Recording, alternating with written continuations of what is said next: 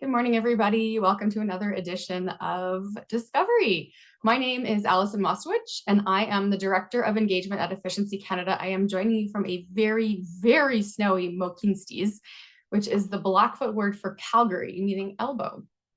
And in the spirit of reconciliation, I want to acknowledge that I live, work, and play on the traditional territories of the Blackfoot Confederacy, the Tsuut'ina, the Nakota Nations, the Métis Nation within Alberta District 6, and all the people who make their homes in the Treaty 7 region of Southern Alberta. So this is a bit of a special edition of Discovery today. We're going to present our scorecard. And it's been 2 years since our last scorecard. It probably doesn't feel that long to everybody, but it has been. So for those of you who are new to Discovery, we do these sessions every 2 weeks, and really they're meant to learn and to bring everybody together and to get into some of the interesting findings in the energy efficiency world, some of the trends, any pilot results, things that you need to know or should know. So welcome if you're new. With that, I am going to take this opportunity to introduce our speakers. And we have three of some of my favorite people today. We have Alyssa, who is a provincial policy analyst. We have Carol, who is the Policy Research Associate with Efficiency Canada, and James Gady, our Director of Policy, and they are going to take us through the scorecard and what has happened since 2022. So with that, I will hand it over to you. Go for it. Great, thanks, Allison. Let me take a moment to share the screen here.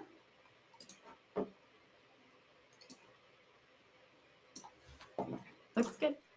Awesome, okay. All right, so hi, everyone. Oh, yeah, you can see me? Okay, perfect. All right, hi, everyone. Thanks for joining us. As Allison said, we're happy to have you here today. In the presentation today, we are going to give you a sneak peek into the 2024 Canadian Energy Efficiency Scorecard results.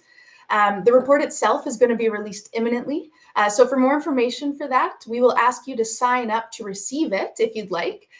Just visit our website, efficiencycanada.org, go to the scorecard page, and then it'll ask you to put in some of your information so that it'll be sent straight to your inbox when it is released. All right, so over the next 30 minutes or so, you're going to hear from Carol, James, and myself. We're going to discuss the scorecard's purpose and methodology, the results of the scorecard, some provincial and territorial highlights, as well as federal recommendations that we have made this year once we completed the scorecard. We are also excited to be launching Efficiency Canada's new policy tracking database. So toward the end of the presentation, we are going to share the details of the new database with you. And then Carol's going to show you how you can access it and take advantage of it and learn about energy efficiency policies and news across the provinces and territories. All right, so let's get into the purpose and methodology of the scorecard. So this is the 5th edition of the Energy Efficiency Scorecard. In 2022, we actually made the decision to move its production from an annual basis to a biannual basis. In between scorecard years, what we've done is produced a programs update report. And this is essentially just to ensure that we continually track and provide these outcomes as kind of a resource to those working in the space. But Scorecard 2024, this is the first to be released kind of on this new biannual cycle. So in the scorecard, we track metrics across 5 policy areas. So those include energy efficiency programs, enabling policies, buildings, transportation, and industry. And we categorize the metrics within these sections under 3 different types. So first, we have policy-based metrics. These capture qualitative data largely, outcome-based metrics, which capture quantitative data, and then in some cases, metrics might be a combination of these two. As you can see in the table to the right here, the score does lean slightly more heavily toward outcome-based metrics. So each time we produce a new scorecard, we're essentially aiming to do a few different things. We want to track, of course, the outcomes of energy efficiency activities across the province and territories over the past year. We want to benchmark and share best practices happening across the country. And then, of course, we want to kind of promote some of that friendly competition among jurisdictions. All right, so let's walk you through kind of the process of what it takes to create the scorecard. So this is the development process that you see on the slide. We begin the process with a review of the previous scorecard. So in this case, we were reviewing scorecard 2022. We're looking at metrics and how points were weighted. And then based on this, we may make adjustments to reflect the current state of energy efficiency in Canada. Next step, we're going to prepare and distribute information requests. We send these to policymakers and program administrators across the provinces and territories.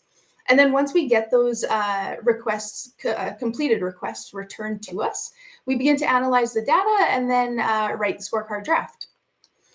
Next step would move us to completing the scorecard draft. Once that happens, we circulate it for review by both information request respondents, and then we also send it to some external experts. Of course, this is to ensure the accuracy of the content, and then when we receive those reviews back, we make the necessary revisions.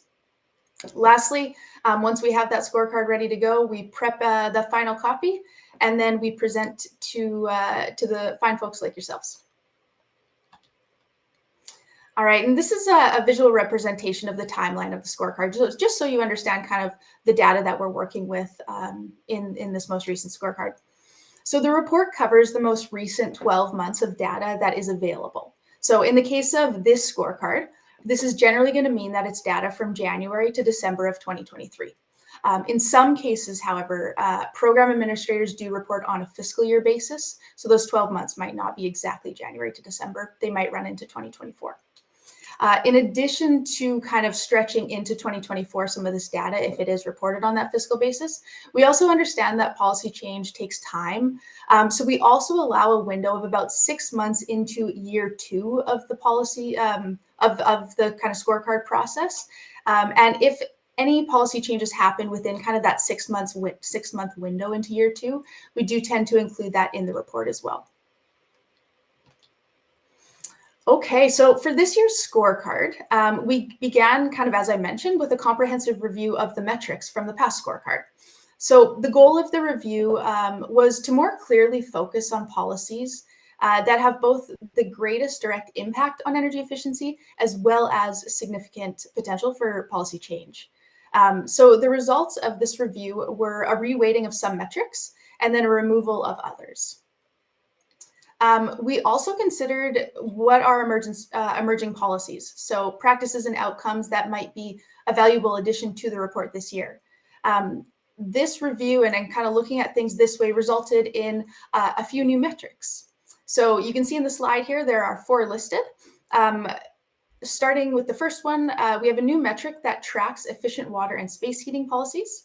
We also added a metric that examines participation in by provinces in the development of standards. We added a metric that assesses the number of trade certifications for carpenters, electricians, and HVAC technicians. And then lastly, we also added a metric that looks at emerging vehicle-to-grid programs and pilots. So through this revision, we also noted several metrics that we kind of also made like adjustments to several metrics. In the interest of time, because this is going to be, one of a longer presentation, lots of details here. We're going to refer you to the report just to kind of track what it is that we've changed, but you can see some of them listed here on the slide. Okay, so on the right-hand side of the next 2 slides are tables that provide an overview of the relative weighting of each policy area. As I mentioned, there are 5 policy areas that we look at throughout the scorecard. So as a result of the review of the metrics that I described earlier, you can see that energy efficiency programs was reduced by was reduced by 2.5 points. And then the enabling policies section was reduced by 6.5 points. This year, we placed a greater emphasis on the building section. So as you can see here, the building section increased by 8 points. You can see again in this table to the right that we rebalanced the weighting between new buildings and existing buildings. And this was an effort to kind of better reflect the potential of energy efficiency in the existing building stock. Appliance and equipment standards metric was also weighted more heavily than in the past. And then in this scorecard, we also bundled all the workforce metrics into the building section. Previously, it was some of the workforce metrics were spread between enabling policies section and the building section. There was no change to the transportation section, and then industry increased by 1 point. All right, so there are 100 available total points in the scorecard. We want to remind everyone, the readers, those that are attending today, that the scores that we give to the provinces and territories, these are not to be seen as percentage grades. Instead, kind of the way that we like to look at it is these 100 points are like summiting a mountain. It is a difficult task. It takes a lot of work and a lot of people doing a lot of great work to get there, but it is possible to kind of reach that mountain peak. So we basically like to see the scorecard as an indication of where a jurisdiction might be on their energy efficiency journey. Okay, so let's get into some of the results of the scorecard. So in each edition of the scorecard report, we track net incremental program savings across the provinces. And then actually beginning in last scorecard, in scorecard 2022, we also began to track these metrics in the Yukon as well. So we are excited to be able to add them in the last scorecard. As you can see here, this is national level energy savings across the country. So these savings might be electricity savings, natural gas savings, or savings from non-regulated fuels. So things like heating oil, for example. Because we've produced these reports for several years now, the cool thing is that we're able to compare the results over time and kind of watch the trends. So what you see here, like I said, is the national level program savings. And this is between 2017 and 2023. So in 2023, we saw a fairly large increase in total savings from the previous year. And actually, this surpassed the previous peak that we saw in 2017.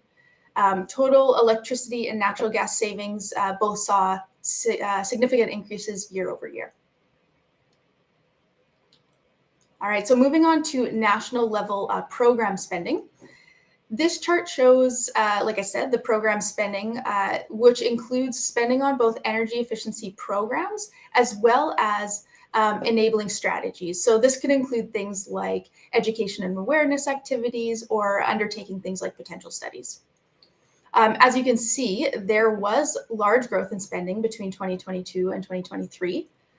Spending actually surpassed the $1.5 billion mark for the first time in our tracking. As you can see as well, the largest area of growth is kind of the red portion of the bar, and we call this multi-fuel spending. So just as a quick explanation, I will note that the category, this category is like essentially the result of not being able to break out the spending on natural gas and non-regulated fuels in some cases.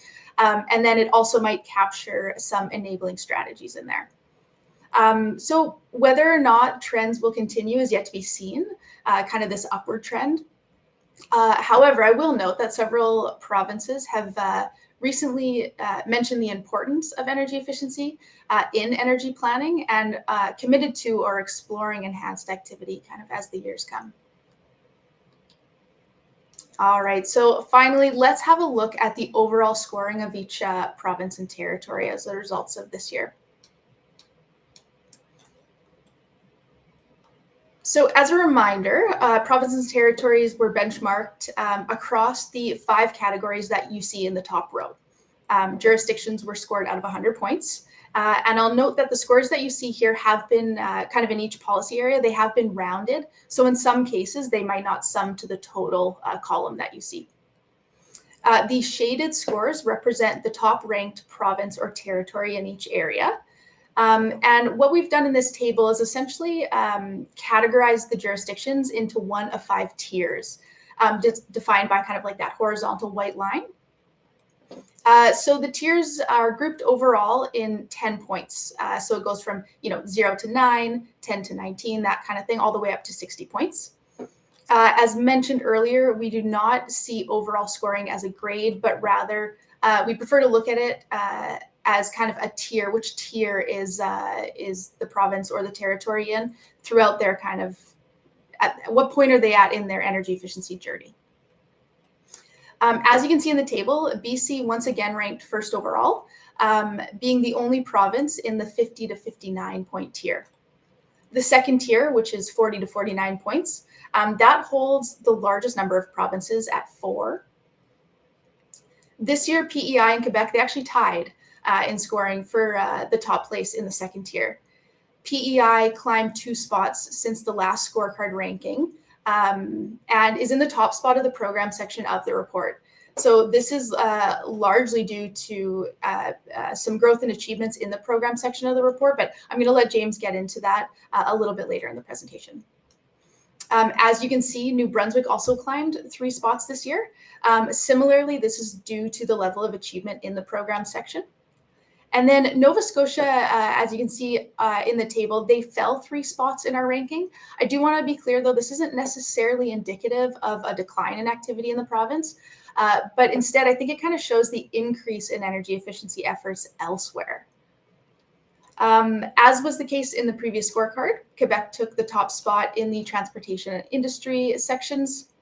And that kind of wraps up my side of the presentation. So I'm going to send it over to James now. Yeah, okay, great. Thanks, Alyssa. I am pleased to present a little bit more detail on each one of the provinces. And I'll go through kind of an order of ranking, noting some interesting developments over the past year or two, as well as some strengths and opportunities in each province. I won't cover everything because we don't have a great deal of time, so you will have to wait for the full release of the scorecard to get all the info. Just one thing that I think is really important to note as we go into this discussion, and that is that the scorecard report is an assessment of provinces and territories and not the people or organizations that work on energy efficiency inside of it. In every province, regardless of where it places in the scorecard, there are many hardworking and committed people working to advance energy efficiency, and the scorecard should not be taken as a criticism of their efforts. Rather, we think of it as a broad review of the overall policy framework that exists to support their work and advance energy efficiency in the province. Okay, so on to British Columbia. So as Alyssa mentioned, British Columbia again came in first in the scorecard. That makes 5 scorecards in a row that BC has come in first place. The province's performance has always had a lot to do with its policies and outcomes in particularly the buildings and transportation policy areas, which owes a lot to the Clean BC climate plan. Its commitment to zero carbon and efficient buildings and building codes, and to the electrification of transport through policies like a zero emissions mandate, zero emissions vehicle mandate, and comprehensive incentives for EVs led to strong performance in these areas again this year. One area in which BC typically finds itself toward the middle of the pack, however, is on electricity savings. So while the province is actually the only one in Canada with a clear and legislated requirement for utilities to prioritize demand-side resources in their resource planning practices, the rule hasn't been leading to the kind of results that we might see in like leading US jurisdictions that more explicitly require the pursuit and acquisition of all cost-effective demand-side resources. However, in June 2024, the province released a new energy strategy in which energy efficiency plays an important role, and kind of aligned with this strategy, BC Hydro has committed to increasing its efficiency budgets by 60%. So we're excited to see how that plays out in the future. One really novel thing that happened in 2023 in BC is that the province has introduced proposed regulations that would require greater than or equal to 100% efficient space and water heating. So while these have yet to be approved, this is the first attempt of this kind in Canada to decarbonize this particular end-use sector through efficiency standards, and effectively it requires heat pumps. However, the regulation also allows for hybrid systems, provided their operation kind of nets out above the efficiency level. So we actually think this is something that the federal government should follow and introduce a similar requirement in the national appliance and equipment standards. Okay, next up, we've got Prince Edward Island and Quebec. So as Alyssa mentioned, Prince Edward Island and Quebec tied for second place this year, and PEI performed particularly well in the programs area. I think it was first in the program section of the scorecard and achieved exceptionally high fossil fuel savings, which in PEI is entirely non-regulated fuel savings, hitting 4.5% savings of the total demand for those fuels in the province, which is far higher than the national average on fossil fuel savings, which is about 0.5%. PEI also led in spending on programs to address energy poverty, spending about 6 times more than the second place province per household vulnerable to energy poverty. So Quebec again performed quite well in the scorecard, and in particular, again, in the transportation sector, which it's led, I think, since we began the scorecard project in 2019. In 2023, 1/4 of new vehicle registrations in the province were either electric, battery electric, or plug-in hybrid electric vehicles. BC came in second at 1/5 of new vehicle registrations. Quebec also has a long-standing zero emissions vehicle mandate and generous and comprehensive incentives as well. So that's helping out here. The province recently introduced a new EV charging strategy in 2023, which will likely prolong its leadership on that particular metric as well. Also in 2023, the province introduced a bill that would set building energy performance rating and disclosure requirements in the province and pave the way eventually to the introduction of building performance standards province-wide. Building codes is one area in which both PEI and Quebec could stand to make some advances in the future. Quebec's building code is a little bit outdated, and the province has yet to adopt the 2020 national model building codes.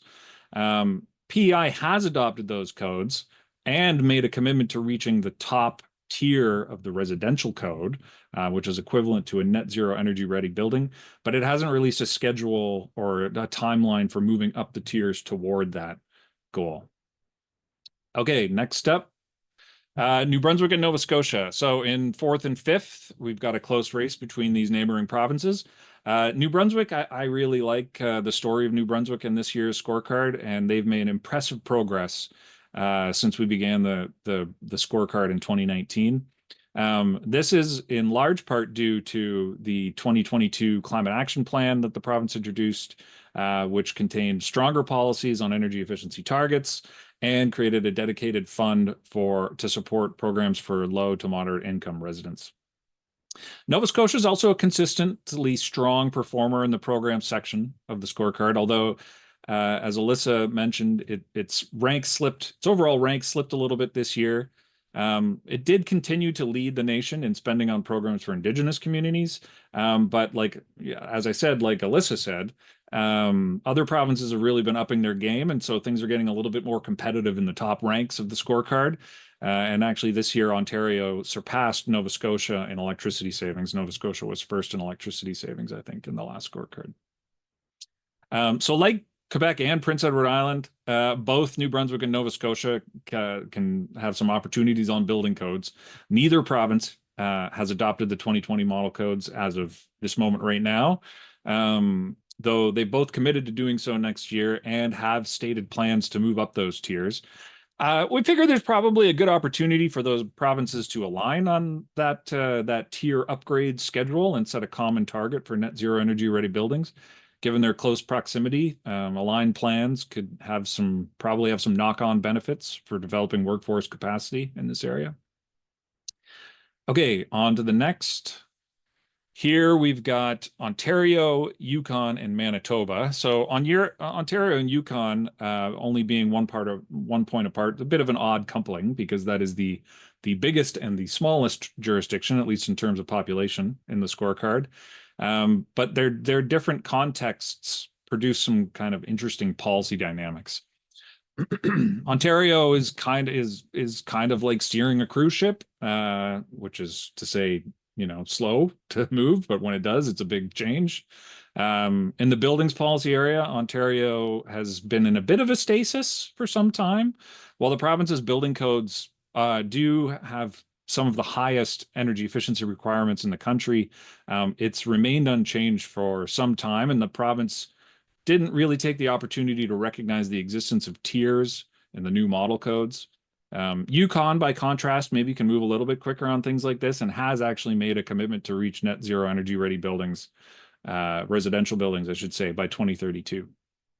Manitoba is an interesting case. It's found itself in the middle of the pack in most of our scorecards, yet it really does have some strong energy efficiency policies. For example, its long-term savings targets for electricity and natural gas are actually the highest in the country. But it meets approximately half, that's a rough approximate, approximately half of those targets are met through codes and standard savings, not necessarily through energy efficiency programs. This year, the scorecard, we introduced a metric actually looking at provincial contributions to federal codes and standards development, and Manitoba performed quite well on that metric. Actually, they do contribute and participate in federal national code and standard development processes quite significantly. Meeting its targets a little bit more through programs and introducing efficiency policies in other areas like transportation and buildings would probably help the province realize its full potential. Ontario recently released a slew of changes and proposals that will impact its future electricity efficiency achievements. This includes a proposed 12-year electricity demand-side management framework. And if adequately funded, I think 500 million per year is a good benchmark here, which would put it roughly on par with what Hydro-Quebec's budget is for 2025 on a per capita basis. Setting a budget at that level would really allow the province to significantly improve its performance in the program's policy area. Okay, we also think the Manitoba has a lot of great potential to make significant advances in reducing energy poverty through efficiency improvements. The Provincial Utility Board recently called upon the government to develop an energy poverty reduction program, and in response, the government released an affordable energy plan. I kind of see this as somewhat reminiscent of New Brunswick back in 2021, 2022, when it introduced the dedicated funding to support programs to alleviate energy poverty. And who knows, maybe in the next scorecard, and I guess it would be 2026, maybe we'll see Manitoba leading the country on this area. So looking forward to seeing what happens.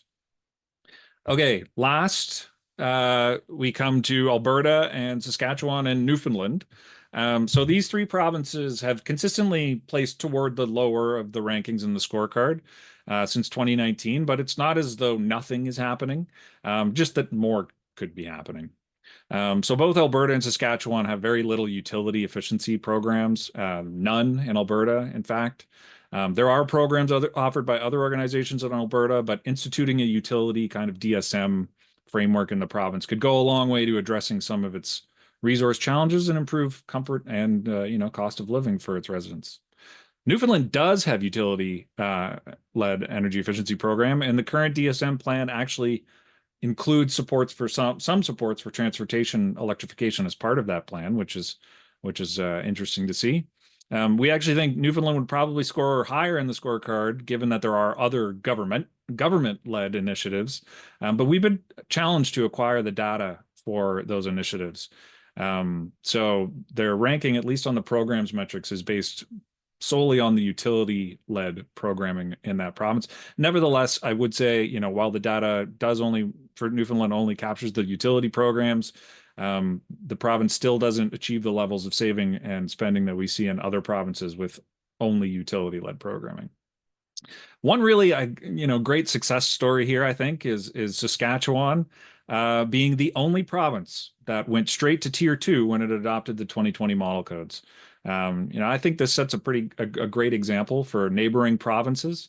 But the next step, obviously, is to establish a schedule to move up those tiers and make a commitment to reaching the net zero energy ready level. Okay. Finally, federal recommendations, recognizing that we are running a little bit short on time. I'm not going to go through each one of these in detail. I'm happy to answer questions about them if you have them. These are also, you'll be able to read a little bit more detail about them when the scorecard is released. Maybe I'll just mention one quickly, and that is that the federal government could could really support and enable provinces to do more and realize more energy efficiency potential by modernizing its Energy Efficiency Act. So this is the act that governs the setting of appliance and equipment efficiency standards in Canada. And it hasn't really substantially been updated since it was first introduced in 1992. So things have changed a little bit since then. And there's a lot of opportunities that we see the federal government having to by modernizing the Energy Efficiency Act. Things that it could do, for instance, would be to introduce something akin to the high energy efficient standards that I mentioned earlier in BC, requiring greater than 100% efficient, greater than or equal to 100% space and water heating systems. But it could also use this act to require that all new whole home ACs actually be heat pumps, which would be a quick win to kind of get toward that hybrid system where the AC, the heat pump rather, is providing some heating load as well. And another area that could be addressed potentially through the Energy Efficiency Act is to introduce requirements that certain technologies contain the components that would make them able to participate in load shifting programs right out of the box, which would actually reduce the barriers, I think, to utilities introducing and expanding their programs in these areas. So that's it for me, and I will pass it off to Carol, who will talk a little bit about the database. Thanks, James, and hi, everyone. We are super excited to share that just today we have launched a new policy tracking database, hot off the press. So I'm going to give you a sneak peek by walking you through a couple of videos on both how to sign up and also how the database can be used. So this new tool that I'm about to show you is based on an internal database that our research team has been using. We've used it for a couple of years now to track provincial policy as well as prepare the scorecard. And this year we decided to transform it into a publicly available resource so that we could make it available to all of you. So it will replace our previous database and can be found at the same URL, database.efficiencycanada.org. And if you know and love our old database, you'll still be able to access all the great content on policy action taken in both provinces and territories. But in addition to that, you'll be able to access new metrics from this year's scorecard, improved layouts and views, more regular updates to policy information. So we will be updating this database even in between scorecard publications. And we have a new news section that's an added feature this year. And lastly, we'll be able to continuously improve the structure of the database over time, which will allow us to offer new features, that sort of thing. So if you do have suggestions when you're using the database, we would love to hear any feedback at all. And all you need to get started with the new database is a user count, which is super easy. And I'll give you a walkthrough of that right now. So once you've arrived at the database homepage, this is what it will look like. And you can create a new account by clicking on the text there at the bottom that says login or create an account. So next you'll select create new account, and then you'll add your email address, your name, and then click on that teal colored button at the bottom there that says create new account. And you'll get a notification in the top right-hand corner telling you to check your email. And you then just have to verify the account by clicking on the link in your email. And at that point, you're all set to log in. So once you're logged in, this is what it will look like. This is the front page. You'll see some recent news at the bottom there. The menu along the top provides three main options for using the database. We've got news, policy areas, and provinces and territories. So news is pretty self-explanatory. Policy areas allows you to compare policy adoption across different provinces, whereas the provinces and territories section allows you to get information on a policy landscape within a particular province. And I'll give you a couple of examples. So first example, say we want to understand where each province is at on moving towards net zero building codes. So you click on policy areas in the menu at the top there, and that will show you 5 different sections that align with the structure of the scorecard. We would click buildings, of course, and then from the list of building policies, we would select building codes, and that will allow us to compare each province's progress on codes. See all the provinces there. You'll also find hyperlinks throughout the site that allow you to see more detailed information on policies specific to each province. So that's an example of the detailed view there. And a second way to use the database would be to navigate to the provinces and territories view from the menu. And that allows you to select a particular province. So say we live in New Brunswick. Then by selecting any of the policy areas here, so say you're interested in low incomes programs, you'll get a quick summary of what policy New Brunswick has in that area. And again, you can click into the policy to see even more detail. And lastly, we've got a news section where again, you can filter information. You can filter by province or territory or by policy area. And this section captures any news that we've identified through the process of policy tracking. So we take that news, we interpret it, we summarize it, and then we provide a link to the news source. So if you find yourself looking for more detail on a specific policy that we mentioned in the scorecard, or even that James described today, this new database would be a place to find that information. So I hope that gives you a quick overview of how easy it is to use, and we really encourage you to try it out and visit it regularly for updates. And if you do forget the URL, not to worry, you can just find it in the scorecard section of our website. And that wraps up our presentation today. So we do want to acknowledge the many authors and team members here at Efficiency Canada that work on the scorecard and database, as well as extend a thank you to the information request respondents and to those who provided a peer review of the report. And thanks to all of you for listening, and I'll pass it back to Allison. Fantastic, thanks. You can see just how much work went into this, and very exciting news about the database. So I hope everybody's excited to get in there and look around and see what they can find. And some lively discussion in the chat too. I really appreciate it. Yeah, absolutely. Especially about Alberta. So we're gonna move into the question and answer period now. I think most of you know how this works, but there is a Q&A box at the bottom of your screen. So go ahead, if you have any questions about anything we talked about, feel free to enter your question. And there is also an upvoting function. So if you hit the little thumbs up button there, it will upvote your question, and that increases the probability that it gets asked. So let's get going. First question. This might be a good one for you, Alyssa. Are the savings calculated year over year to include the impact of weather? 2023 was a warm year, and it was expected energy consumption goes down. That's an interesting question. Thanks, Allison. Thanks for the question. We calculate energy savings as a percentage of sales or end demand. So it is a percentage of it. So we don't take in any of those external factors. Every year, it's just the percentage of the sales. So sales of electricity and then end demand use of natural gas and non-regulated fuels. So I believe that would kind of take all of that into account and, relatively speaking, give you the percentage each year. Great, thanks, Alyssa. Okay, question about building codes. Can you expand on building code tiers and how it applies to Ontario? Talking about the city of Mississauga running a hackathon challenge on energy and water consumption using rooftop infrastructure. So that's pretty cool. James, did you want to tackle that one?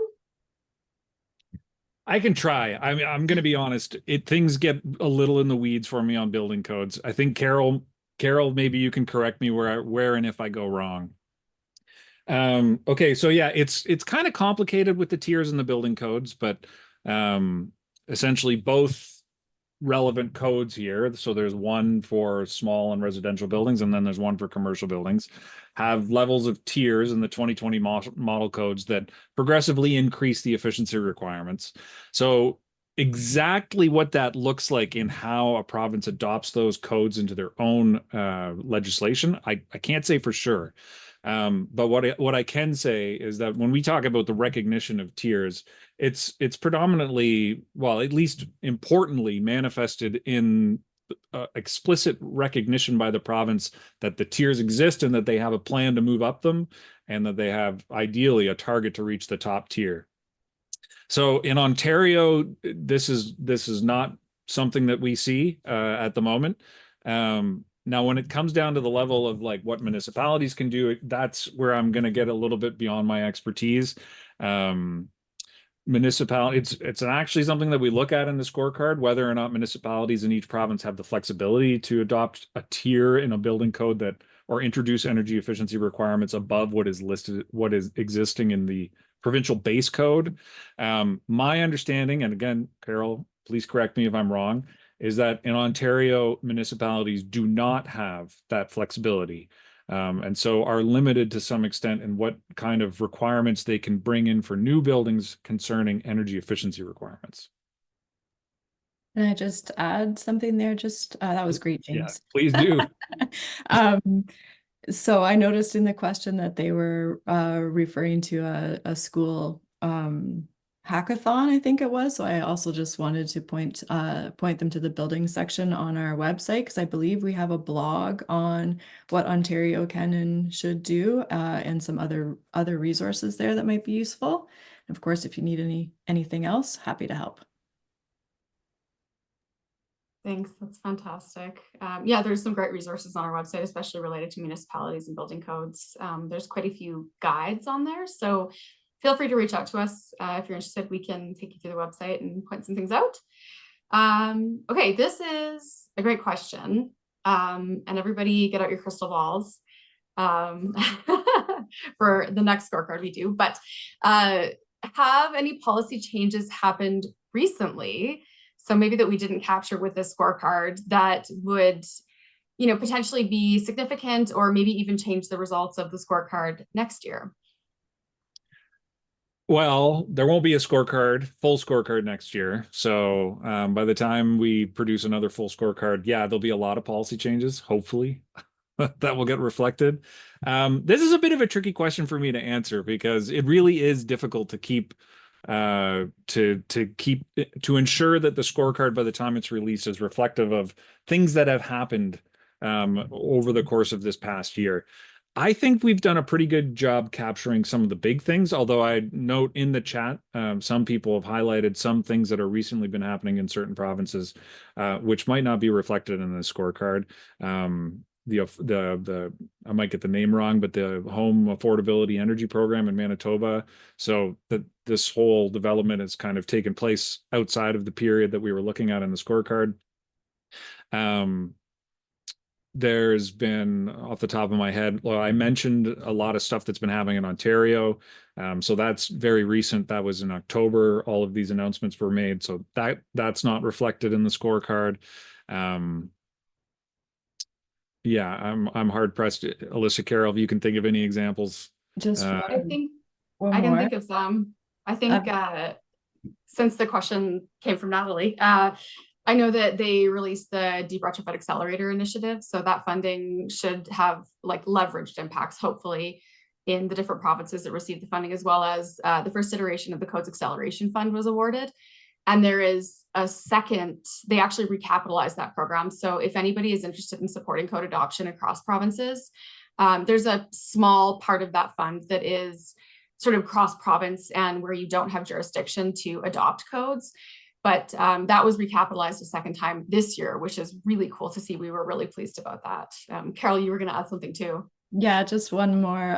Nova Scotia would have received, I believe, a few extra points for or I shouldn't say a few extra points, some points, partial points for adoption dates for higher tiers, because they released some dates right after, I believe, right after our cutoff. Yeah. One other one that I think it was triggered. My memory was triggered by thinking of the database video Carol, because the first news release is that Emissions Reduction Alberta received 50 million to support energy management programs for industry. So this is funding that comes from the federal Green Industrial Facilities Manufacturing Program. If I'm getting my details correct, the first tranche of funding from that program was approved and started going out kind of in the fall this year. So we haven't really actually had a chance to kind of do a deep survey of where it all went and what kind of programs it's going to be expanding. So, but it's really interesting to see it in Alberta. Back in the days of Energy Efficiency Alberta, and then a year or two after that, the province actually did really well on strategic energy management programming for industry. When Energy Efficiency Alberta was closed, those programs were transferred to the government to continue administering to their completion, and they continue to deliver really good results. So it's really great to see that that program capacity coming back to the province, which I think will really benefit industry in Alberta. We could probably go on, but I want to make sure we get to the last question in the chat. Okay, so there is a question about building codes and just building energy audits. So a question about what we think, what Efficiency Canada thinks that the provinces should be doing to promote building energy audits. And was that part of the scorecard this year?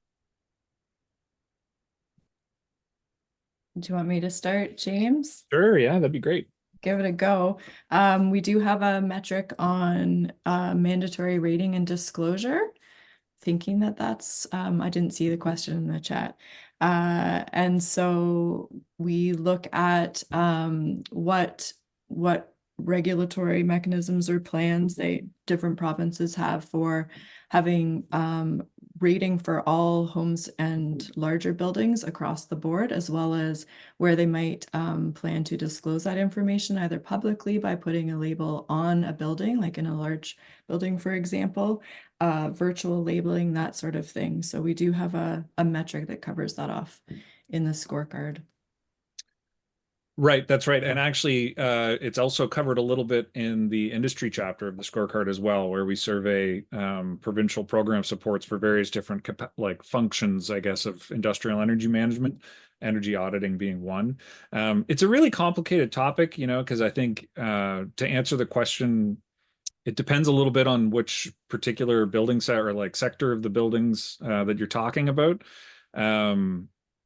You know, we do look at incentives to encourage industry, like I was just mentioning, incentives for industry to take to do an energy audit of their facilities. But like Carol was insinuating, you know, incentives only get you part of the way there, and provinces in general, I think, can really strengthen this by introducing policies to move toward requirements for energy rating and disclosure, and then eventually performance standards. So the two kind of go hand in hand together. And then I guess like in the residential sector, maybe there's opportunities in looking at kind of like what technological advances can do for us to do energy auditing, make it a little bit quicker to get done, virtual auditing or those kind of things. So yeah, I hope that answers your question, John. It's covered in various places in the scorecard. It's a pretty complicated topic, I guess. That's actually a really great segue for our next discovery, our last discovery of the year. So Enercan's actually going to be joining us. Victoria, who is the manager of home energy and adaptation labeling from the Office of Energy Efficiency, is going to be talking about the discussion paper they just released on home labeling, and that is out for consultation and for comment. So if you're interested in that topic, they'll be joining us in the next 2 weeks on December 6th to talk about that. So we've got one last question in the question and answer, and then we'll unfortunately have to close it down. Time has caught up with us yet again. So does the scorecard take into account the capacity of the province to meet existing and forecasted demand of energy efficiency services when considering provincial programs and policies? That's a great question. I'm trying to interpret exactly what the question's getting at. I think what Patrick's asking is, does our benchmarking weight itself based on what the capacity in each province might be to deliver energy efficiency programming at different levels. If that is the case, then I would say no, it does not. So maybe that's a quick answer. And there is a workforce section, right, James? Well, yeah, I mean, we do have workforce section. Yeah, okay, so that's true. Yeah, you're right. You're right. I should let me go back. I mean, I was thinking of it rather narrowly, like within a utility, let's say. But yeah, more broadly, there's a number of kind of capacity-oriented metrics, like Alyssa, sorry, Allison mentioned. We have 3 kind of workforce metrics that looks at like the availability of certified energy managers, of energy auditors, and then as Alyssa mentioned a bunch earlier, a new metric on trades certifications. So this is trying to get toward the capacity of provinces to deliver on energy efficiency improvements in general. Yeah, that's a much better answer. Yeah. Redo, we'll cut the first one out. All right. So unfortunately, we've run out of time for the day. I just wanted to thank everybody for joining us today. We really appreciate your time and that you join us to learn about this. Thank you to James, Carol, and Alyssa for joining. This is just an incredible amount of work that we do every year, and you can see it in the database. And we've got a whole team behind this publication. So we hope you'll read it. And again, if it's important to you, and there are pieces that you know your province can improve on, we encourage you to share it. We will have social media assets available to share. You can share the PDF of the scorecard. We do one-pagers for each of the provinces as well that you can share. So again, sharing is caring when it comes to energy efficiency, and we really encourage you to share it with your MLA, your provincial governments, anybody that you know that has impact or influence on energy efficiency where you live. Thanks, everybody. Thanks, everyone. Have a great day. Take care.